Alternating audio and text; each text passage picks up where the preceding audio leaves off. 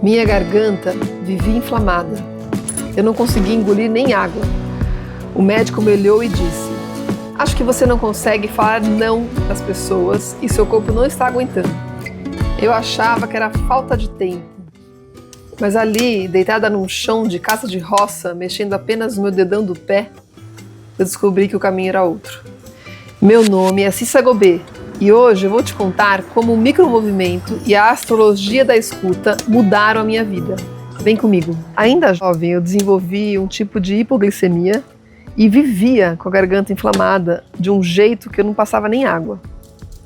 Passava dias deitada na cama, tomando anti-inflamatório, com muita dor e sem voz. Diante de tantas repetições desse quadro, os médicos começavam a falar assim para mim e para minha mãe: "Acho que você está fazendo muita coisa e seu corpo não está aguentando. Isso é um tipo de estresse." Até que um dia um deles disse assim: "Eu acho que você não sabe falar não para as pessoas e acaba assumindo muita coisa e depois não dá conta, você não acha?" A minha mãe só olhando pro meu lado, assim. Eu estava sempre preocupada com os ensaios do espetáculo de dança da academia, com as provas de final de ano do colégio e também com as aulas de balé para criança que eu já era responsável em dar. Eu lembro de comer um sanduíche dentro do ônibus entre a escola e as aulas que eu tinha que dar porque não dava tempo de almoçar. Eu sonhava com o meu futuro. E acho que era isso que me acelerava desse jeito. Quando eu me mudo para São Paulo, eu me caso pela primeira vez e a gente gostava muito de artes. E era tanta sede de vida que eu me via num pleno sábado correndo de uma exposição de artes, de moto, indo até um teatro para pegar uma peça desde o início. Ao mesmo tempo, a gente viajava às vezes para uma casa de montanha para relaxar de tudo isso. E de alguma medida eu sabia que meu caminho não era aquele, que eu buscava uma outra coisa. Mas eu não sabia como chegar lá e nem que caminho era esse. Até que, numa dessas viagens para as montanhas, a gente encontra um amigo nosso que estava vivendo lá, numa casinha bem perto do rio. E ele me conta que estava estudando um livro do Feldenkrais. E muito animado com os movimentos que ele estava aprendendo, ele quis me mostrar alguma dessas aulas que tinha naquele livro.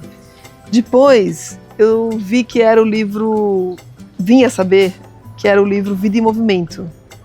Um livro que hoje eu conheço bastante e já usei muito, inclusive. E eu ali, naquela casa, com fogão de lenha aceso, escutando o som da cachoeira que tinha ao lado, pensei: não tenho nada para perder, vamos lá. Topei. Ele então me pediu para deitar no chão. E realmente esse é um dos modos principais de como a gente se inicia uma aula de Feldenkrais. Mas ele escolheu uma lição que eu jamais escolheria para uma pessoa que está na primeira vez conhecendo o método, porque era daquelas que você tem que ficar deitado, imaginando e pensando em movimentos muito pequenos, mexia quase somente o dedão do pé e fazendo microflexões do joelho. Eu fiquei quase uma hora deitada, tentando seguir tudo que ele indicava.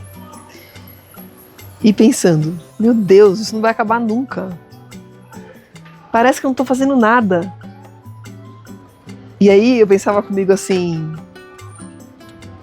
aguenta aí, porque você topou e a pessoa está dedicada para fazer isso. Fica quieta. E depois eu pensava assim: poxa, eu aguento fazer aula de balé e de contemporâneo de maneira tão intensa, aulas tão longas. Trate de se comportar. Eu pensei comigo, né?